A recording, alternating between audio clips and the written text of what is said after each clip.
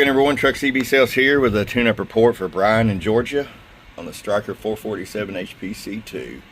Brian, we got you all ready to go. Just a basic tuning alignment for you.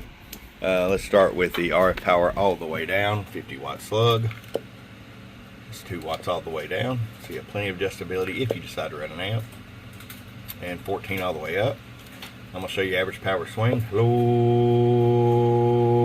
50 bird. So what's that going to mean in peak? 50 watt slug. Low audio. 100 watts. So let's pull this out and go to the 100 and watch it go all the way in the corner. Low. Somehow 100 watts is a little tight, but 98. Okay. All right, Brian, we'll get this 98 watt monster out to you, bud, from your friend Truck at truckcbsales.com.